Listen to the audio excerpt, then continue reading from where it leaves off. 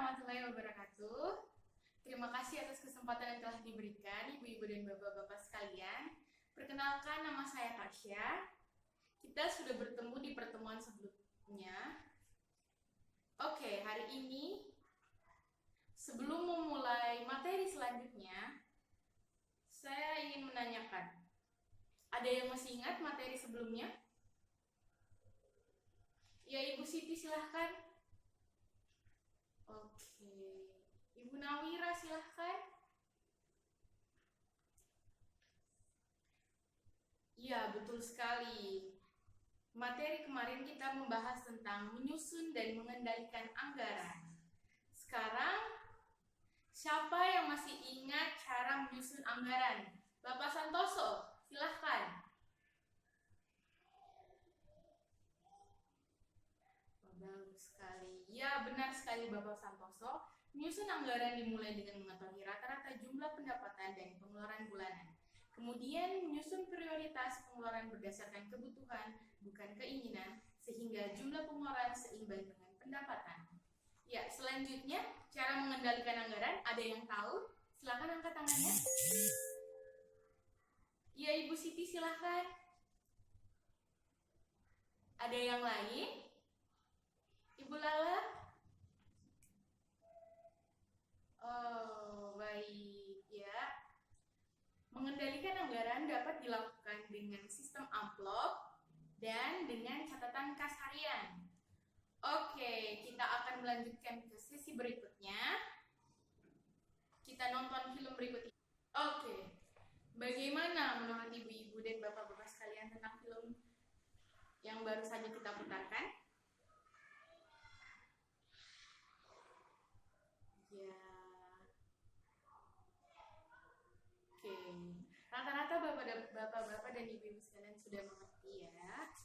Oke, sekarang kita akan mulai permainan. Hal yang bapak-bapak dan ibu-ibu sekalian tunggu-tunggu. Permainan hari ini si kambing. Jadi, ibu-ibu dan bapak-bapak sekalian akan dibagi menjadi beberapa kelompok. Dan sebelum itu saya ingin bertanya, siapa di sini yang bisa membaca? Tidak perlu malu ibu untuk tidak bisa membaca. Nanti kita belajar bersama-sama ya. Oke, ada 4 orang ya yang bisa membaca. Saya akan membagi menjadi 4 kelompok. Jadi ibu-ibu yang bisa membaca akan memberi tahu kepada ibu-ibu yang lainnya. Oke, ibu-ibu. Oke, permainan si kambing ini bermain kelipatan angka. Seperti saya akan menyebutkan 1, Ibu Lala 2, Ibu Tita 3, Ibu Lila 4, dan Bapak Santoso akan mengatakan mbe, karena Bapak Santoso itu angka kelipatan 5. Seperti itu. Oke, kita akan coba. Mbe. Iya. Oke, ibu, terima kasih. Bagaimana gamenya, seru bukan?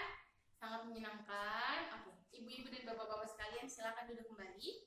Kita akan lanjut ke materi selanjutnya, yaitu cermat meminjam dan menabung. Tapi sebelum itu saya ingin bertanya, bagaimana cara mengatasi kekurangan uang saat ini, ibu-ibu? Ibu, iya? Meminjam.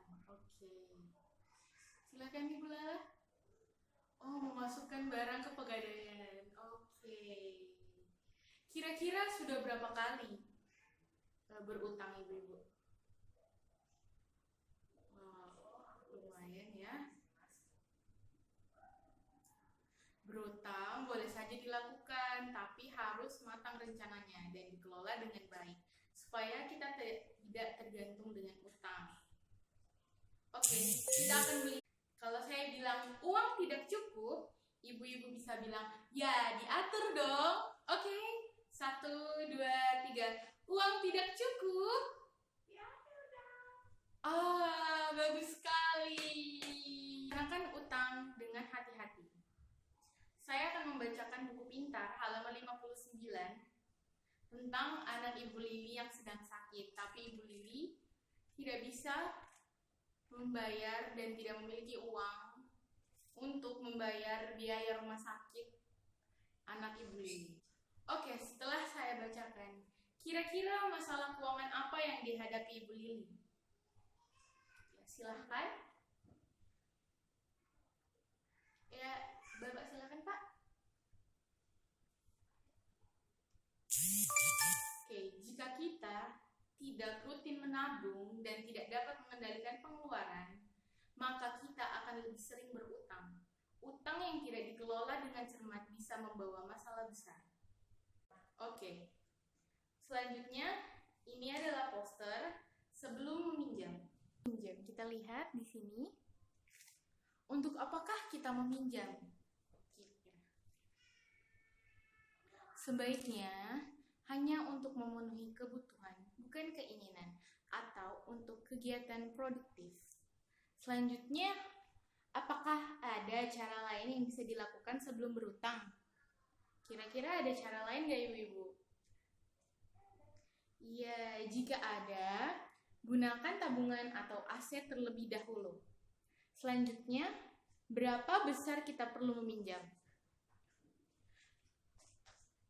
Sesuaikan jumlah pinjaman dengan kemampuan kita untuk membayarnya. Hitunglah berdasarkan jumlah pendapatan kita. Jadi, berapa banyak yang kita dapatkan, kita harus hitung sebelum kita berhutang, Ibu-Ibu. Bagaimanakah kita dapat membayar kembali pinjaman? Sesuaikan waktu pengembalian pinjaman dengan pola pendapatan kita. Tetap atau tidak, musiman atau tidak. Ibu-ibu jangan gali lubang, tutup lubang, gali lubang, tutup lubang. Itu akan sangat bermasalah, Ibu-ibu. Oke, kemanakah kita dapat meminjam? Bandingkan tempat-tempat meminjam yang ada. Carilah tempat meminjam dengan total pengembalian yang paling murah. Seperti itu, Ibu-ibu. Oke, mari kita bantu Ibu Lili untuk mengelola hutang. Tentang Ibu Lili, suatu hari anak Ibu Lili yang bernama Agus sakit demam berdarah. Ibu Lili membutuhkan uang 500.000 untuk membayar tambahan obat dan biaya transportasi. Pak Rusli baru saja mulai mengerjakan borongan pembangunan rumah selama 4 bulan. Sementara Ibu Lili baru mulai mengumpulkan uang karena musim panen sudah tiba. Dengan demikian, Ibu Lili terpaksa harus segera meminjam uang. Sekarang, Bapak-bapak dan Ibu-ibu silakan berpasangan dan mendiskusikan apakah Ibu Lili boleh mengambil pinjaman. Bagaimana, Bapak-bapak dan Ibu-ibu? Iya, boleh berutang karena akan digunakan untuk kebutuhan, bukan keinginan. Anaknya Ibu Lili, Agus itu sakit, jadi itu adalah kebutuhan, yaitu bayar biaya rumah sakit untuk Agus. Oke, Ibu-ibu dan Bapak-bapak, sekarang kita akan menghitung mahal murahnya utang. Syarat untuk meminjam yang ditawarkan. Oke? Pertama, untuk mengetahui di mana tempat-tempat yang bagus dan baik untuk meminjam, kita harus tahu syaratnya dahulu. Kondisi dan kelengkapan dokumen yang harus dipenuhi. Lama pengembalian per hari, per minggu, per bulan, per tahun, yang pinjaman yang harus dilunasi. Yang ketiga, total pengembalian. Jumlah uang yang harus dibayarkan kembali, termasuk biaya administrasi. Oke, Ibu-ibu, kira-kira dari perbandingan yang sudah saya bacakan, di mana Ibu Lili sebaiknya meminjam uang? Yang harus dipilih adalah pinjaman dengan total pengembalian paling kecil, yaitu koperasi. Iya, betul sekali, Ibu Lala. Tapi Ibu Lili tidak memenuhi syarat yang diminta karena belum menjadi anggota koperasi. Jadi kira-kira di mana Ibu Lili bisa meminjam uang selanjutnya? Iya, Ibu Nawira? Oke, ada jawaban lain? Silahkan, Ibu Nini. Oh, betul sekali, di kelompok arisan, karena Ibu Lili sudah mengikuti kelompok arisan. Jadi, Ibu Lili bisa meminjam di kelompok arisan tersebut. dengan ketentuan dan syarat yang sudah ditentukan sebelumnya. Pinjaman harus disesuaikan dengan jumlah pola pendapatan kita. Jadi jangan melebihi. Ada yang tahu ibu-ibu di mana kita bisa meminjam uang? Silakan. Saudara, oke. Kerabat. Siapa lagi Bu? Kira-kira di mana lagi Bu? Rentenir, oke. Kelompok simpan pinjam, koperasi. Wow, ibu-ibu sudah pada tahu semua ya. Apa ibu-ibu sering meminjam uang?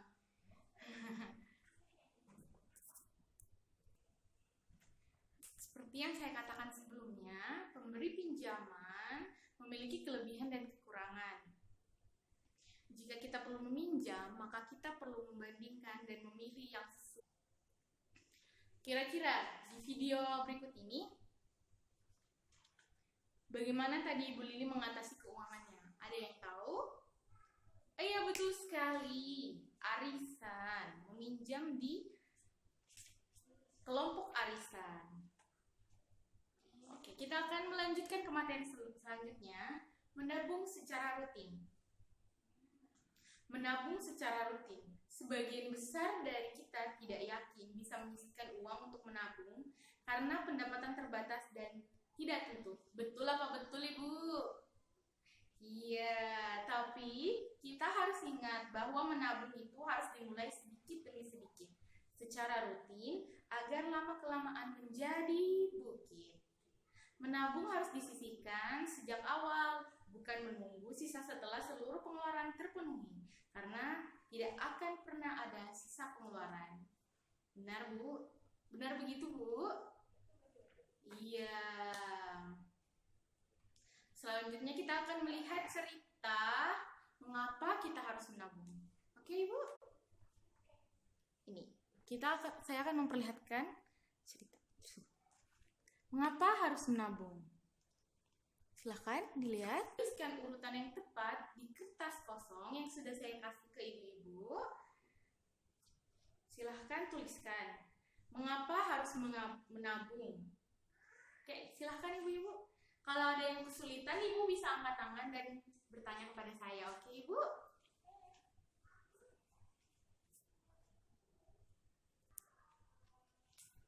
Oke.